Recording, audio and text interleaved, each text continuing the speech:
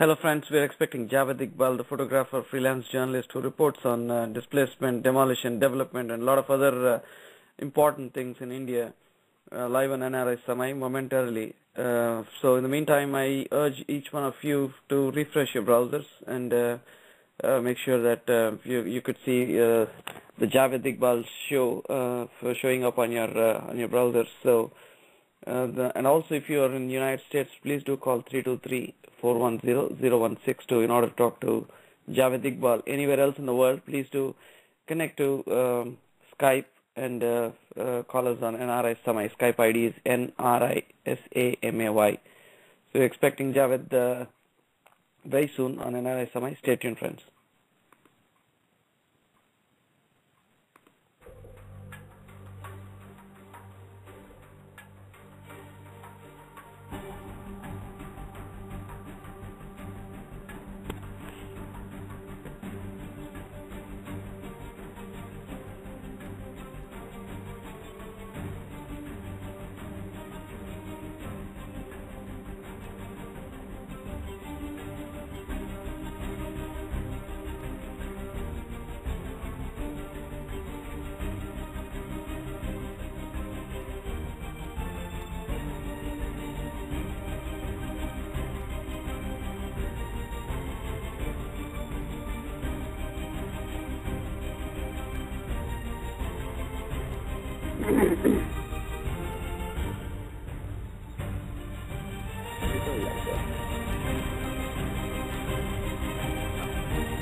I really need one.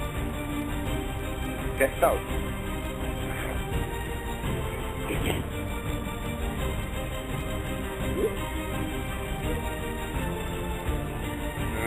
Wow. Javed, will get started in a... Hello? Hello? Yeah, Javed, we'll get started soon. Yeah. What? I can't hear you. What? So Hello? We'll get started soon. Oh, okay, all right. Just in a second, yeah.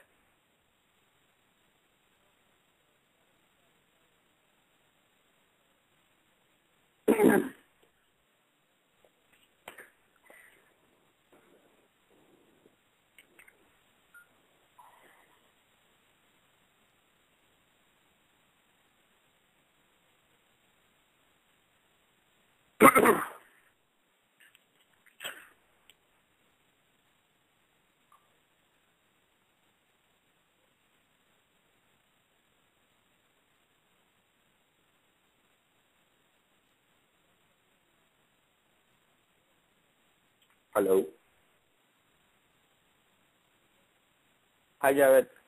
All right, Yeah, we had some technical difficulties there, but I think we are back now. All right. All right. So welcome to all our listeners on NRI Samay. Wish you all happy 2013. And today we have on our show a photographer, a blogger, a writer, an activist, all combined into one. Javed Iqbal, it's a great pleasure. I'll disagree with the activist part, actually. I'll disagree with the activist part. All right. Yeah, I'm not an activist. I'm just a journalist. That's it. I just have a different way of looking at things.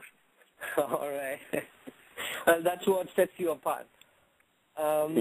Yeah, I think it's definitely a great pleasure to have you on NRI Samay, and thank you very much for taking time. Yeah, I have to give a slight statutory warning that I have a really bad throat infection, so I may just end up coughing a lot. All right, that's a warning for all our listeners. I'm okay with that warning, Javed. Yeah, thanks. All right. All right. So, your current assignment that you're working on, which is, reporting from the slums in Bombay, where the slum dwellers are now, I think, into their day 3 or day 4 of the protest. Where today is day 4. Day 4, yeah. Where they, along with NAPM, Ghar Bachao, Ghar Banao Andolan, are fighting the state against illegal demolitions that have been going on. And the right to housing, which is actually quite a reasonable demand. Right, right. So since you have been there from day one or even before that, can you give us what is the current ground situation, and for the benefit of our listeners, if you can throw more light into giving us some more background? Yeah, this is going to be a little long one, so sit No back. problem. No All right, problem. so basically Bombay is this extremely contested space where we have probably one of the most highest real estate rates as well, and the middle class also suffers rent because the entire show is run by a builder lobby. Now, the thing is, there are a couple of myths that are there. One is that all slums are encroachments or illegal, and the other question is whether there's enough space in Bombay. The first thing to say is that there was a government report with the help of United Nations that mentioned that only 6% of land in Bombay is used by slums. Only 6%. That's why this whole idea that slums are taking up all of the space is rubbish. In fact, we have a lot of more land. There's a lot of empty lots. There's a lot of spaces that have been encroached upon by builders, in fact. And this whole Andolan, basically, this movement started out in 2004 when the government demolished about 80,000 houses in about 2 days. And there is, I work very closely with the ground level organizers in this movement. So I've often asked them about the history of this movement, how it started. And there's a lady called Anwari, who's from Assam, and there's this place called Mandala. Mandala is in Chembur East, which has got the Human Rights Development Index, probably as fucked up. Can I say that word, by the way? I don't think so. Hey, come on, यार हम बम्बई के बस्ती में घूमते रहते हैं, गाली हम कितना बोलते हैं यार. अभी तो हमारा स्टाइल कर रहा है. ओके, देख मैं और बहुत बोल सकता हूँ, हिंदी में भी बोल सकता हूँ. Okay, anyway, so these guys, basically their houses were demolished, and Anwari told me, I presume Hindi is all right, right? Yeah, that's fine. Yeah.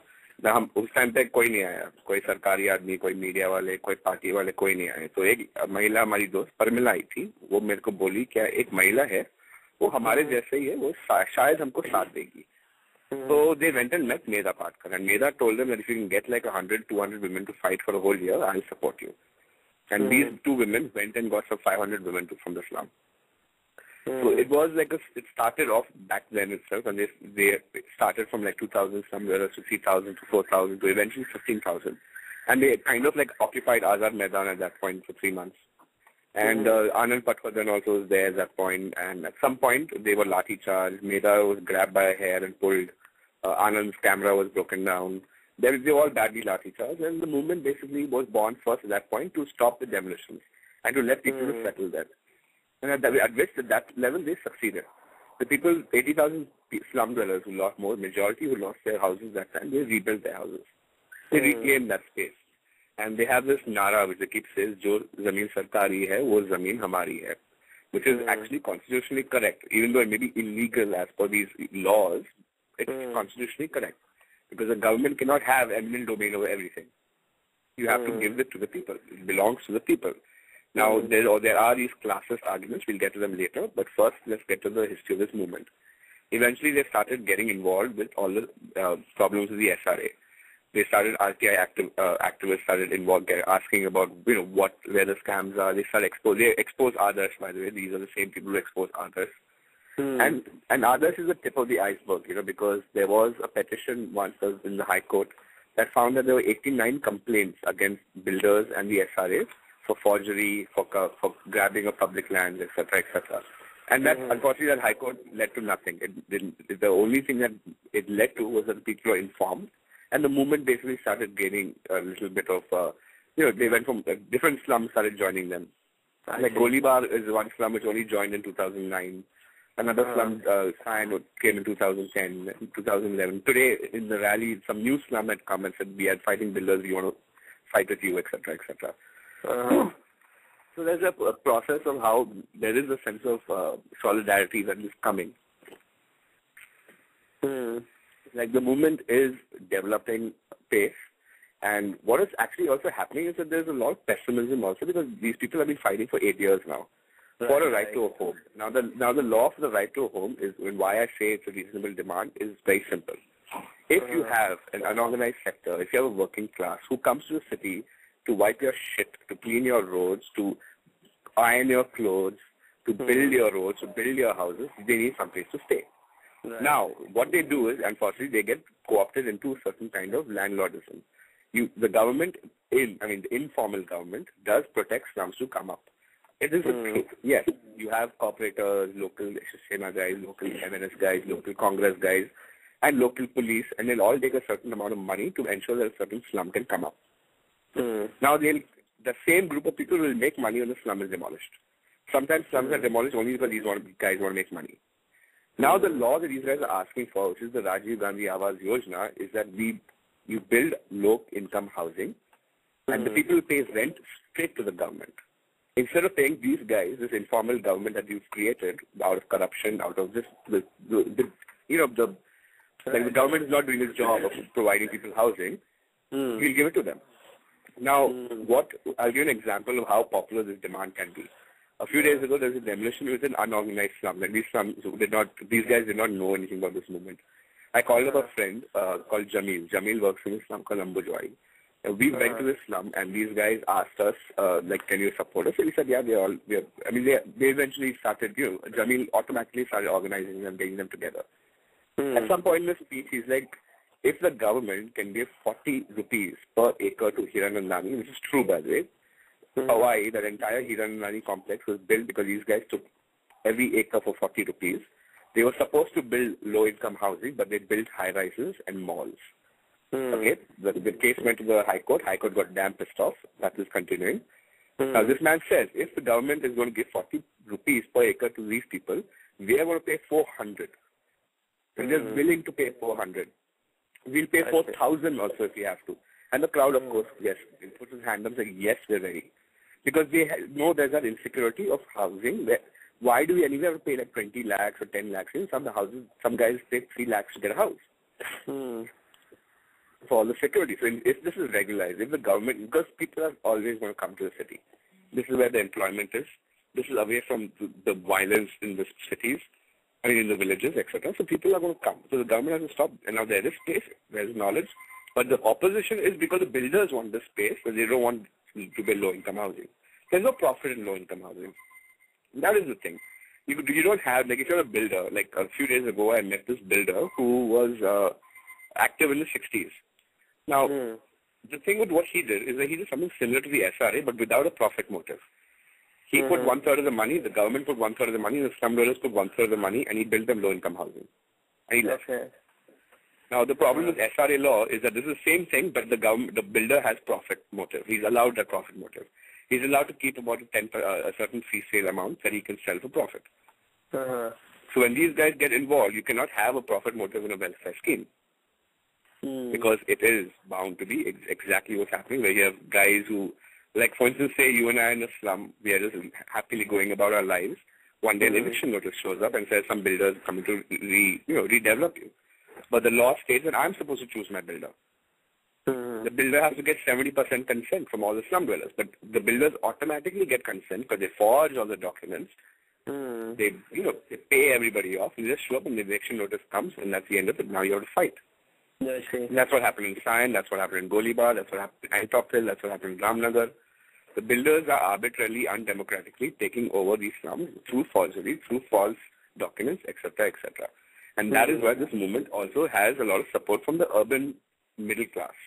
That most of these slums have a very educated urban middle class. Unlike Delhi, in Bombay, people live in slums, can be a guy who works in your film industry, can be a graphic designer, can be a guy, railway exec. You name it. All the working class jobs is slightly up the level. These guys are there, and they have English speaking. They might even be on Facebook. I may have 1,600 friends on Facebook. 400 of them are from Golibar. I see. They are an educated. Now, the reason these people have also developed is because they have had a security of a house for a long period of time. Since 1995, every slum that existed before 95 got regularized, thanks to, of course, Mr. Bal Thackeray. Now, after that, these people have had that security. 10, 15 years, they've survived, that they could go and live their lives. But unfortunately, that is now come to an end because the builders are shown up. So these guys are involved one level where you have these urban working class, urban middle class, and you have this extremely unorganized sector together now, who are, of course, Dalits, Matang Dalits, Mahar Dalits, Muslims, Sikhs, Kolis, Maharashtrians, OBCs, you name it. The entire movement is extremely heterogeneous. So it's like that is the people there right now. Now, the surprising thing was this time, the rally, a lot of the local organizers were a little nervous because they didn't know how many people they could get. And to everybody's amazement, they got a massive turnover of at least 15 to 20,000 people. And of course, the government they are shaken. They couldn't imagine that there would be so many people on the street, that they could shut the streets down, and that they'd actually stayed for 4 days. Like a lot of them go and come, of course, but the movement is growing even more right now. So let's see what happens. That's about it. So these demonstrations, these demonstrations are right now happening in the Azad Maidan? Yeah, Azad Maidan. I see. And what is I also read the news that there was a meeting with the Chief Minister yesterday. What was the outcome of that meeting? See, there's a little history to this. 2011, during the monsoons, again they are taking out a rally, which was also considerably big. There's only 6,000 to 8,000 people then. But unfortunately, that only led to the Chief Minister saying, I know, I can understand your issues, but even builders took out a rally, I know who to trust. And that rally ended. Like Meda they just left it on status quo. That it was a massively, the thing with rallies is that when you're in one, you can feel the euphoria of the numbers, but you also feel this strange melancholy of knowing that, okay, maybe the government is still not going to listen to us. This time it's different. This time there are too many numbers. And this time the government actually is like, look, even we have our problems with the SRA. Even you tell us what to do. We just scrap the law. And Meda was like, no, we have 4 options. The entire group, they gave 4 options what you can do with the SRA. Now, the whole problem is, the outcome is that they did not give anything in writing. That's why the rally is continuing. Only when they get a promise in writing, they will go back home and get back to their lives. I see. Now, given that there are like this large number of slums who are acting in solidarity, supporting each other, and as you rightly said, this movement is heterogeneous with all different castes and different religions coming together. And classes, and very important, and different classes, because even slums have classes. Right. And different classes. Now, given that this movement is also picking up a lot of steam, and the fact that you were able to talk to the Chief Minister also, why isn't that the mainstream media is not picking it up? Is it because they are stopped from reporting these ground realities, or is it because they are not interested in reporting these ground realities? It's like a bit of mix, but you use the word mainstream media, and in my head there are a whole lot of expletives going on, but I'm going to try to control myself. You heard about my editor from Union Express, from the Dantewada days. He was taken out of DNA a few weeks ago.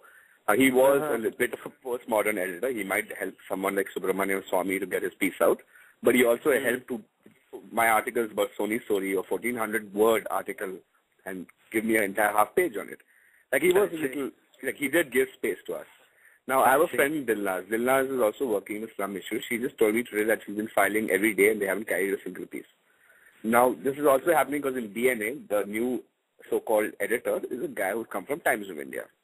And the spaces are shrinking. Now, the two things about the reporting from slums. One, there is pressure from advertisers. There is pressure from editors. There is pressure to not do these kind of stories. But what I've noticed, one of the most influential problems is that the reporters themselves practice self-censorship. They don't understand the working class because the liberal, the post-liberalization generation has not grown up around them. Has not understood their issues. And like I know a kid who's like about 24, 25 years old. Now I can think of a journalist who's older to maybe sell out or give up. But this guy 24, 25, he comes during a demolition drive. He's shown all the papers of forgery.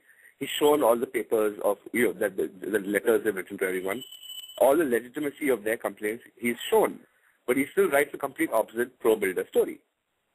There is a certain kind of, what's the point? I mean, these are all encroachments anyway. There is a middle class bias against the working class.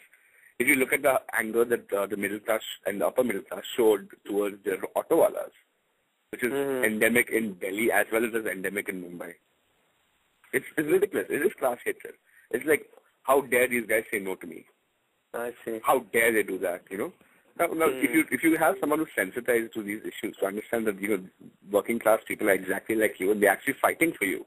If tomorrow the builder lobby is defeated, rent is going to come down. It's not only a market twist is going to turn it around the other way. Because of course there is a monopoly over who's controlling it. But that's the thing. There is a lot of, like, a few days ago, NDTV asked me whether they could use some of my photographs. My first response was anger. I've been documenting this issue for 3 years, and I have told you people that the demolition drive is taking place here, here, here, here, here, here. You never showed up. You didn't do your jobs, and now I'm not giving you my photos for free. Expletives added there. Okay, a few of them. But this is what it is. They're coming right now because they're like, oh my God, 15,000 people on the road. There is a little bit, like there is, in comparison to what happens during demolition drives where just me and my friends, there's nobody else. I mean, lathi charges, women are beaten up, young boys kidnapped, all of these issues, these guys don't pick up. And it is like that. There is a shrinking space, but of course there's also self-censorship. Right. Well, I have one follow-up question to that, but there is a listener who wants to ask you a question. Srihari from Los Angeles, are you there? Yes. All right, go ahead. Javed ji, namaste. Thank you for joining NRI Samay show. My question is, have you kind of come across anyone who newly migrated maybe from a rural place to the slums? Yeah, many times. So what kind of shock do they expect the kind of environment, or is it a big shock to them? If so, how do they go through such kind of change? Because obviously, have you seen any of my photographs, by the way? Yeah, I have seen your website. Do you remember there was this slum I took photographs of between a railway track and a highway? Like there's this. No, I don't remember it. I'll go back. At least for the listeners who may not have seen it, let me just describe it. There's a railway station at the edge of Bombay, and there's a highway. Now, right between the railway line and the highway, there's this little corner hidden away from the world where about 25 people built these little shanties. Now, the government will still come and demolish that. In that family, now these are the people who could not even find space in Bombay because this is the absolute edge. I met this family from Madhya Pradesh who lost their land 3 years ago to a dam. So there is, of course, this link. But the problem is, most people who come to Bombay have been here for a while, and it's always, there's a huge class that comes and goes back. Most amount of migration are people who come during the 6 months where there's nothing to do in the villages, work here as autowalas, watchmen, etc., and they head back. That is one class of people. But there is, of course, a certain group of people who are coming who are they are difficult to find because these kind of localities are difficult to find themselves. Because if you can afford at least 20,000, 30,000, 40,000 rupees, you'll find a good slum in either Golibar or Siam. So it is there. It is happening. I mean, the other class you must look at is, of course, the homeless. People who just park out on the pavements here, etc., etc. So they also, of course, are coming from some places where there is probably no home. And there are examples. Like we have there are certain slums that exist in extremely rich areas simply to provide labor. And there are people who come who just showed up in Bombay a few years ago. And there you need help. You cannot survive in the city without somebody at least showing you the ropes. And I'm sure there are people who come and leave. And Maximum City has those kind of stories.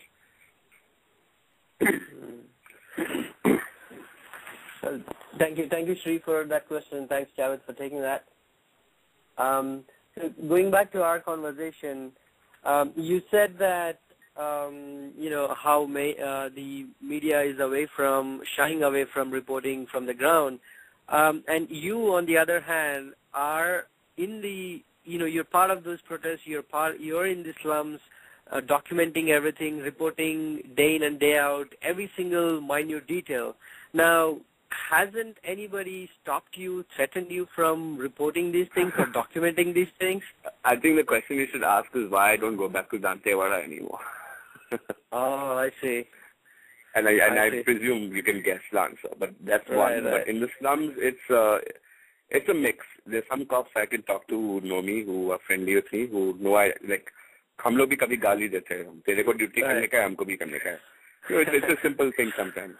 Sometimes, there's one cop who yells at everybody. There's a guy called More at Sion Koliwara station, and More is absolutely insane. The man yells at everybody. And I'm just waiting for the day I snap and I yell back at him. But I usually don't, because I'm like, I have a job to do. I don't want to fight with the cop. I'd rather do my job, finish it, and go home. So there are certain elements. I mean, even in the field, in the jungles, is that they don't allow you access to certain points. You get stopped at a police checkpost, they won't let you go past. So sometimes what the basic thing I do is usually find my way around these kind of lunatics. Because see, the police, if people are familiar with Jyoti Punwani, one day I was there when she was giving a lecture, and she gave a very funny piece of advice to the upcoming journalists from TIFF. When you go to interview a policeman, everything a policeman says is a lie. It doesn't matter, even if it sounds reasonable, it's a lie. And because they have something to lie, they have a lot to hide. And of course they don't like the media going into these places, etc., etc. Now I may have some relatively intimate relationships with some policemen.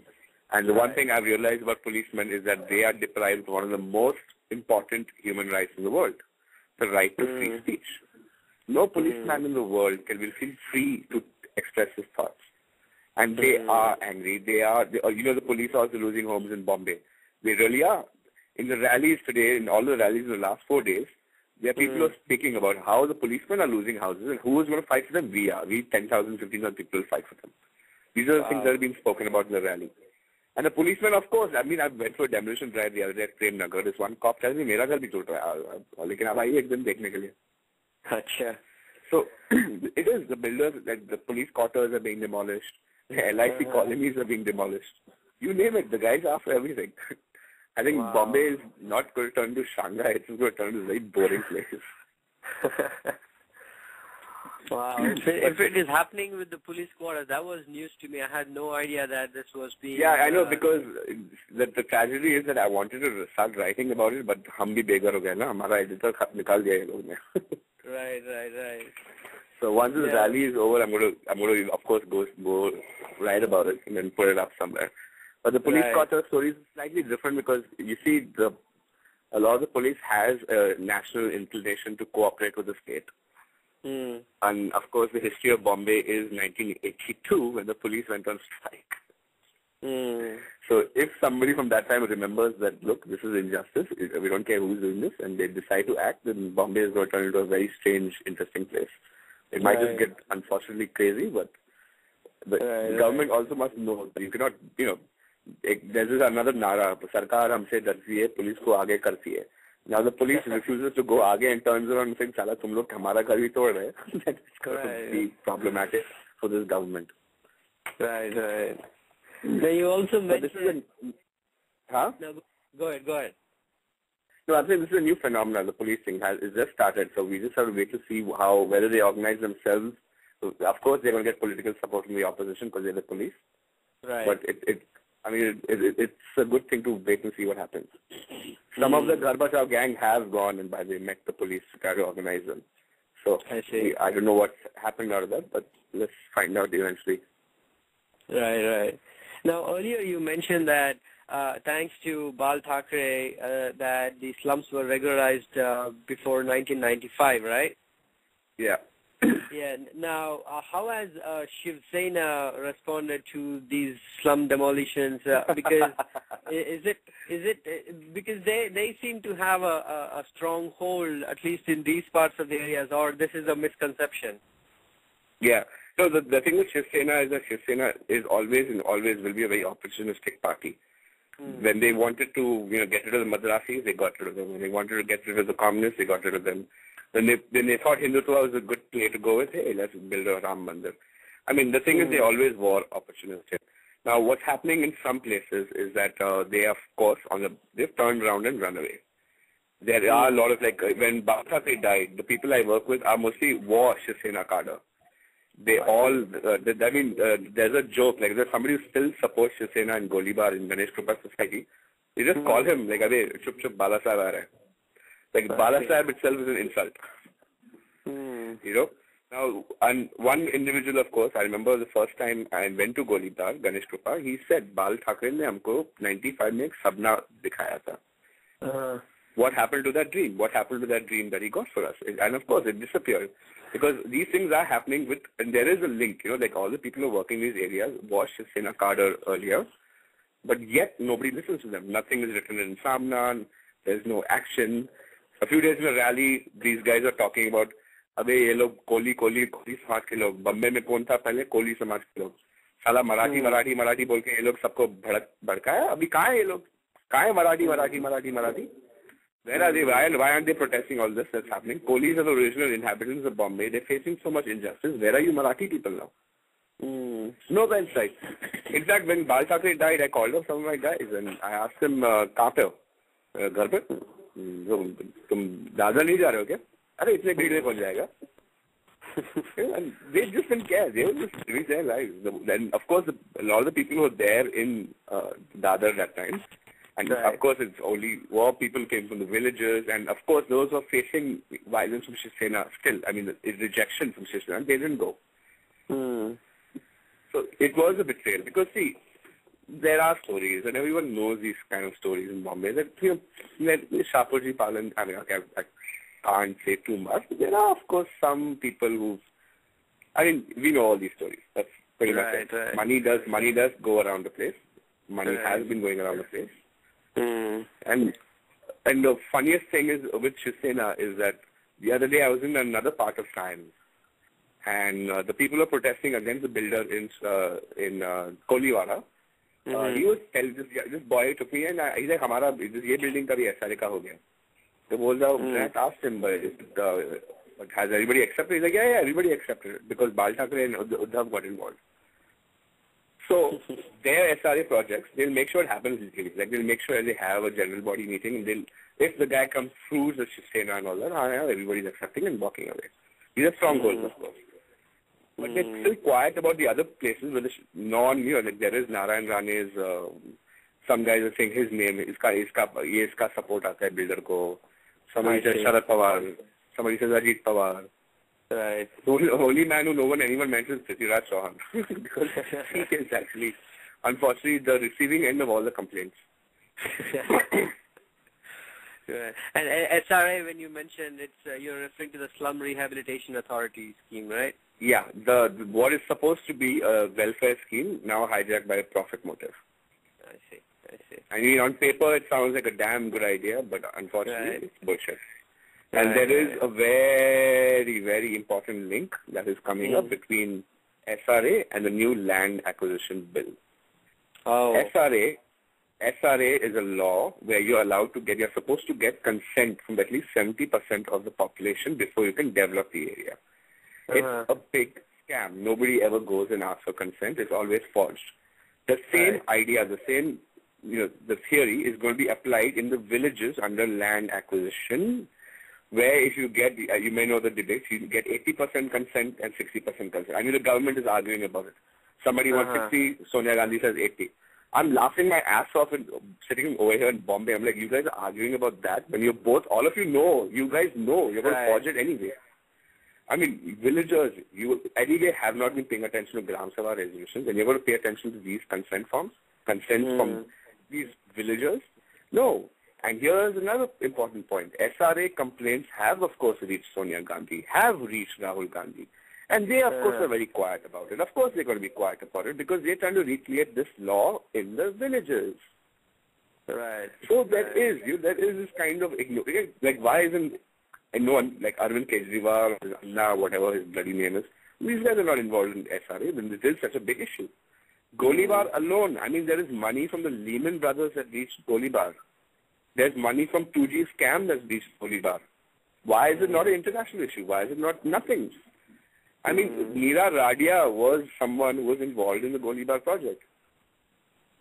Wow. And we have one of the greatest bankers in the country, the Lehman Brothers, going on. Hey, of course, this is not an international issue, but the law is being protected. SRA, as a theory, is being protected. So it can be used for the rest of the country. Javed, we have another caller wanting to ask you a question. Shrikant, are you there, sir? Yes, I'm here. Javed, All right, go ahead. thank you very much. Javed, my question is with this hue cry on rapes that is going on, and then all this NDTV as if it's a new phenomenon or a wave of something. They just show all these various different places these rapes happening. I'm sure that this heinous crimes were happening for years and decades, and none of these mainstream media bothered until and unless it's a masala right now wherein they can get a lot of TRP ratings. My fundamental question is, after I joined this Facebook, I've been watching consistently that these media houses are controlled by the Congress party folks and folks in other parties. So is this a myth or is it a reality, Javed? What's your experience? No, the one thing is the media is not controlled by any party. Money controls the media, and money controls all the parties. Corporations control the media, corporations control BJP and Congress. So I wouldn't just say it's Congress. But the reality is about rape is like, of course, rape has been happening a lot. But this is the reaction the media is showing is, I don't think, a created reaction. I think it's a reaction to the people. And you must understand that women in India, now I can talk about all the women I know, all of them have faced some kind of sexual harassment in their lives. All. You know, there's so many times I've heard stories, so many times, and you can name it. You know, I know women who have faced molestation to rape, you name it. You know, now, if something happens like this all the time, like it does in Delhi. Now, Delhi, the media has been reporting rapes almost every other day. You know, like we forgot the Ruchika case of Haryana, but that also had happened. You know, we forgot, I mean, there's so many cases that they keep happening again and again and again. Now, what is very important, I think, also this year was, last year, was Tehelka had done that story called The Rapes Will Go On, where they had taken a hidden camera and they asked all these policemen their views about rape, which were extremely regressive. Now, these kind of things, these kind of activities do add to a little bit of a tinderbox. I really feel what's happening in Delhi today and what is happening with the media is reflecting the angst of the people, because that's what the media is supposed to do. And the second thing is, this was a brutal gang rape. It was a very brutal thing.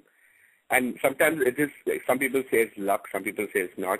I think it's of course a contribution of everything. It's contribution of the fact that there is a culture of anti-women behavior in society. You have everything from the Khap Panchayats to the mullahs. You know, there is a sense that women are being victimized. There is a sense that women are not safe in public cities. In public in the cities. Now, eventually it has to come out somehow, and it has come out now, because you must understand that this phenomena is very real. Rape is very real. Sexual harassment is very real. Patriarchy is very real. And we have had nothing to combat it in the last, I don't know how many years. Look at the TV. You put on the television. You always have this, the bahu must be good and sweet and virginal and all that. But the slut should, be miserable and get murdered or something. It's always this, there is so much regression on TV itself. You got religious shows, but you don't have any shows about women who are being independent and completely independent. There has to be a man eventually. Now, this society, of course, is now waking up to the fact that there are women who are getting out in the streets. They are asserting themselves. They are wearing decent clothes or provocative clothes. It really doesn't matter. Not a single thing matters. But they are challenging men, challenging them in the workspace, challenging them in the public space. So they're reacting to it. Like rape, for instance, is not about sexuality. It's not about just sexual desire. It's sexual desire and power. It's more power. So how do you, deal with this upheaval of activity, etc., etc.? And this is what they do. Like there's a friend of mine who's doing focus group discussions in Bangalore with about sexuality and women in the public space, with transgender prostitutes, with teenage Muslim girls, with policemen, and of course with teenage boys. Teenage boys are openly telling her that she asked them, what are you doing on New Year's? And they're like, we're going to go out and hit on women, and if they don't like us, we're going to throw stones at them. This is there. It's part of the way we have, the multitude of things that have contributed to how we are as a people. You can go to the Quran, you can go to the Manusmriti, you can go to television, you can go to how families are, you can go to everything. Karan Johar, of course. And Yo-Yo Singh, nonsense, rubbish, crappy things. So, I mean, right now the upheaval, I think, is real. I don't think media is only reacting to how the people are feeling. Mm-hmm. Thanks, Shrikant. You want to grab some water, Javed? No, I'm fine. All right. Yeah. So Javed, switching back to our conversation, you briefly said when I asked you if you face any threats from the local police or any politicians trying to stop you, you mentioned that's the reason why you got out of Dantewade to begin with. Now, how was your reporting in Dantewade? Like, what kind of the tribal people, what kind of situations they were going through? They were obviously caught in the crossfire between the police and the Maoists, and it's a very thin line that they can walk. Yeah. No, but that statement also is sometimes questionable, to be caught in the crossfire. Because the one thing is that you have to look at it's so complex a situation and issue. And of course, there are, bastards amongst the Maoists and bastards amongst the cops. Of course, they're there. But a whole chunk of the reality is that the state is being oppressive. The state is, destroying space for democracy. The political parties that want to do it through voting, you're not listening to them. They who want to protest get beaten up. Dissent is, swiftly dealt with by arrests. So, you're taking away people's right to, register how they actually feel, and how they actually want to live their lives. And you have a level where, of course, they're going to go support the Maoists out of no choice. Now, and the thing is, if you go look at the crossfire theory, then how is that crossfire? Here's a man who wants to just live his life as a farmer. The government wants to steal his land. He protests. He goes to the courts. He does everything. That does not happen, and he ends up, trying to support these guys who he thinks, is like maybe a better alternative. But they also, eventually start asking for favors which he cannot comply with. It's not really crossfire. It's more like it's a big complex thing because you have a lot of Adivasis who openly and happily support the Maoists. A whole bunch of Adivasis who openly and happily support the Salvajiro. So, I just disagree with that. I think somebody calls it the sandwich theory. But they must be doing out of their own fear of their life, or they must be doing purely from a security point of view, right? Yeah, because it's exactly, why someone supports something or feels for something is a very complex thing to answer. I mean, even sometimes the individual can't answer that himself. And there are some people who play both sides. There are some people who, like journalists in Chhattisgarh, some local journalists do really try to play both sides. They have to in order to survive. And a lot of people do that. They have to be good to these guys and good to those guys just to see if they can go and go to the market and come back alive. Right. The reality is that the situation is so vitriolic. It's so suspicious. Suspicion is like mad over there. That it's impossible to live a normal life there. It is a war zone, but it's more of a mental war zone than right now than it is a war about guns and bombs and drones. Now, when you take these photographs that you have captured be it in the war zones or be it in the slum areas, or the stories that you come back with, when you present this to the urban class or to the middle class who are strictly in their own world with the 9-to-5 jobs, they have their own family obligations and so on and so forth, how is their reaction to your work? Like, you must have done... Okay, I think you should ask firstly is, what is my class? You need to understand which class I am betraying. Now, I am unfortunately upper middle class Muslim boy coming from IAS daddy and IAS granddaddy. So I am ruling class material. My father was in the IAS. He also, by the way, became a builder. So that's the fun part. And he also worked with the Tatas. Just to give you another lovely funny part about Freud. You can add some Freud analysis over there somewhere. But the thing is, my class is, of course, if I tell people about an encounter killing amongst my class, their first reaction is Maoist propaganda. If I tell somebody in the working class, they'll be like, "Arey, yahan pe bhi aisa hi hota hai." Because they're completely different reactions. Now, the thing with the middle class also, now, somebody who's so, who's lost in, ideology, not ideology, is like who's stuck with nouns, You say stuff like Maoist propaganda or anti-India, anti-development. It's impossible to convince them. I just give up. I'm like, if you're ever going to change your mind, you're going to have to live something and experience it. One day when you're out in the streets yourself, when you see it for yourself, then only dealing with people on Facebook or through dialogue, it doesn't make any sense. Now, unfortunately, the space I am in, I'm surrounded by people who I eventually end up with, who are, funnily, like I went to a friend's wedding the other day and she's getting married to a banker. And I'm surrounded by bankers. Now, she told me very, very properly, please do not talk to anyone. And I did. I just, when I heard something ridiculous, I walked away because it doesn't work, Right. We live in the internet has allowed an exchange of ideas, but it's also made people more stubborn, more close to open ideas.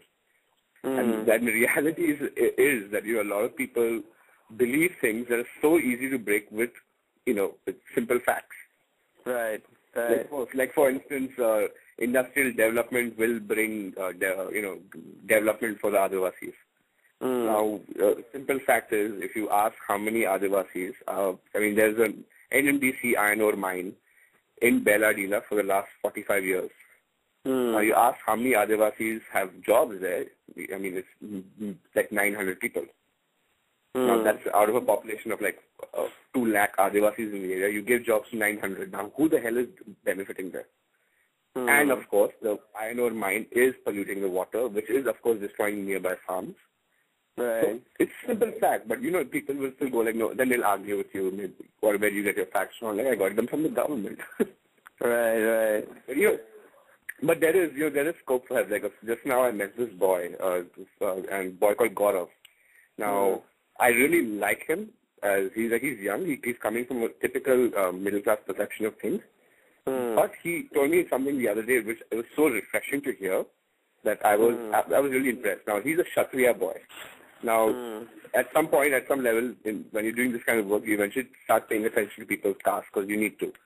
And this guy told me that, in the beginning, I also hated reservation. I was like, I got 51%, but this guy who got 49, who's Dalit, he gets in. But, I know the history of my country, and I'm not going to be angry about that. And I'm like, wow, where does this guy develop these ideas from? Well, the other day he was at home, and I asked him if he wants, he's a law student. And he asked me, is there something I can do? And I just openly said, why don't you just go to Azad Maidan? I didn't even mean it. I didn't do anything, but 2 days he's been there and he's been helping people out.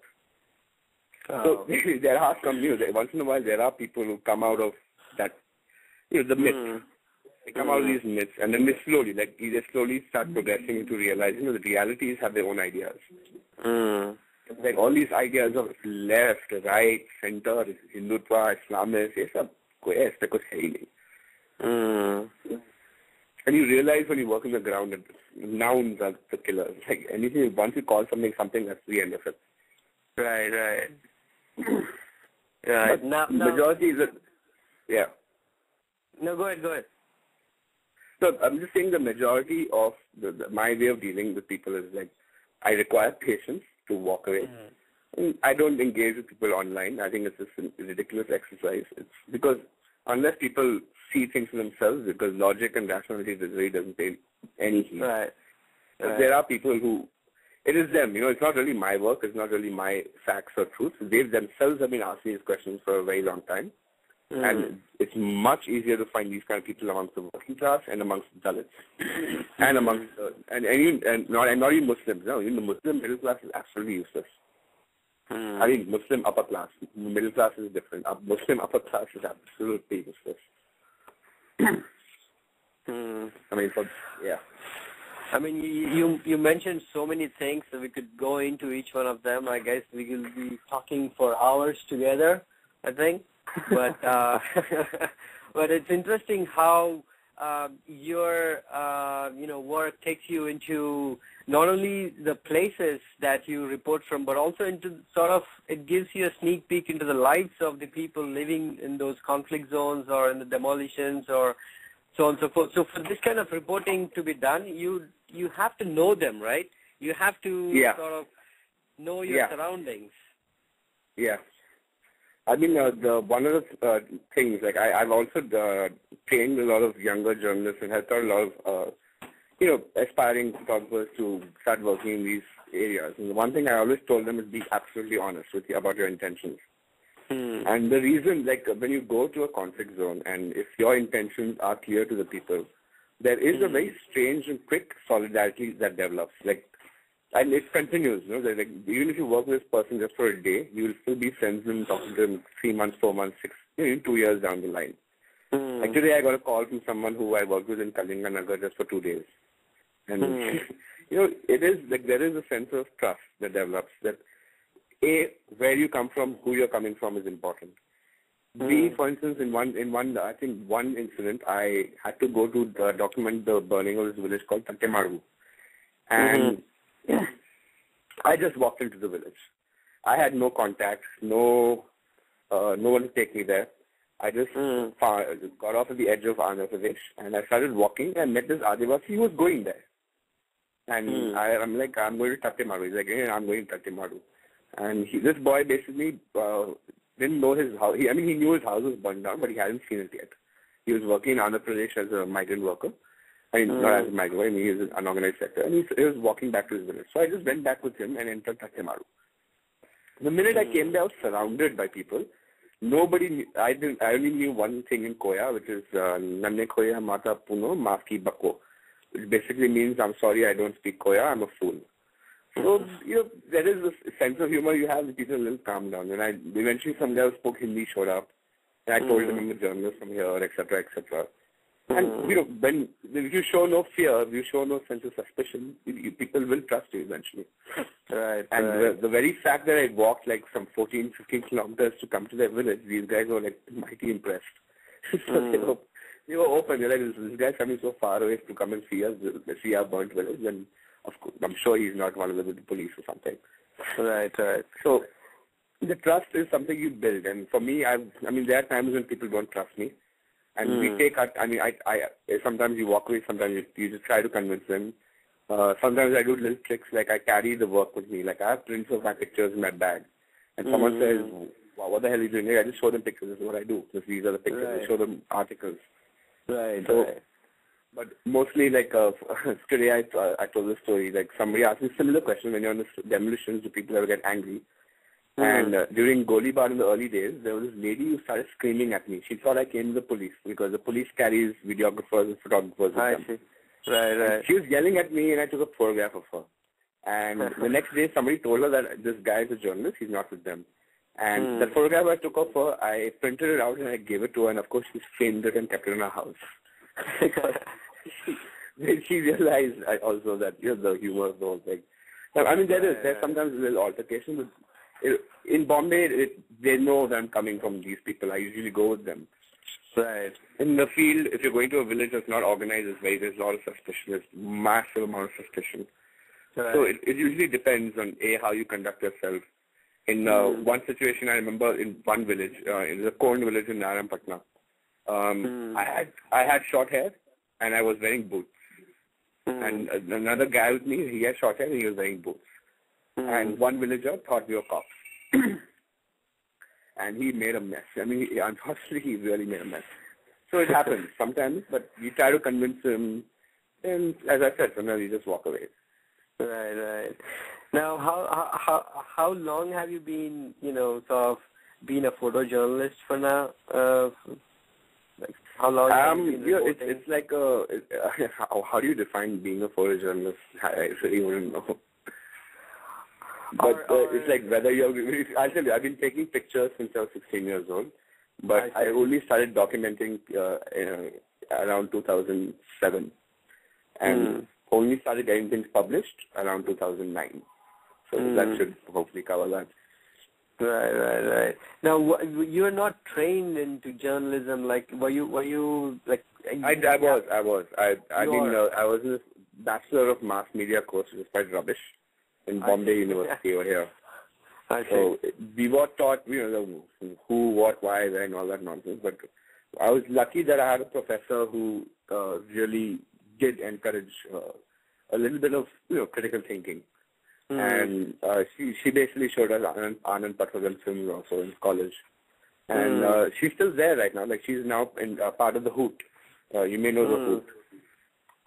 So in my batch, there were a whole bunch of like 13 of us, and a lot of us. I mean, most people, gave up. And I mean, journalism is not an easy thing to live in. So, but there was, I mean, the encouragement was because of certain professors, and of course I had books. I was very lucky to have books. And of course, after I graduated, I went to this professor and told her I want to go to Iraq. This was 2005. And she's like, why do you want to get killed? Anyway, it didn't happen. The logistics of trying to figure out how to get to Iraq was impossible. And of course, Central India is easier because I can just walk there. Iraq, I have to get a passport and all that nonsense. Right. So it was better. So it ended up in Dantewala in around early 2009. And MP for a month before that. I see. Well, before I let you go, Javed, I wanted to talk briefly about your project, the GAR. Can you because I understand this is like a collaboration of photographers and / journalists trying to document or video document, or just it's documenting pictures and then GAR is only me. I think you're confusing out Gully. Oh, Gully. Yeah, that's right. Yeah. Yeah, no, Gully is the project of Harsha Vadlamani, who's a Hyderabad-based photographer. He started this, there's no profit. I mean, the photographers don't get paid, but it's such a beautiful space. And of course, there's no space for independent, strong documentary photography from India. That we are, initially, he and I, we started, he's a friend. I'm like a contributing loser, pretty much. When we talk about, we discuss ideas, etc. But that's his project. It started because he asked me for a project. I didn't know what to give him. So I was like, "Chalo, gali mein ghar bana." That's it. I don't think so much also about that work. I mean, it's always a process. Once I started Ghar, then I realized that I could do so much with it. Yeah. So because there are some very amazing pictures, and it's not just about a picture. I think the picture carries so much emotion along with it. It's remarkable that this kind of a project. What is more remarkable that irrespective of whatever aesthetics I use, which are sometimes some people will say Western aesthetics, they really do work out very well also with the working classes. Like today I was at Azad Maidan and some of these guys saw photos of the protest of the rally. And there was one guy who I met maybe 2 or 3 times, just came and gave me a hug for the photograph. So I'm like, okay, man. Wow. Nice. So there is, it works out also because of the content, because the people themselves are so interesting.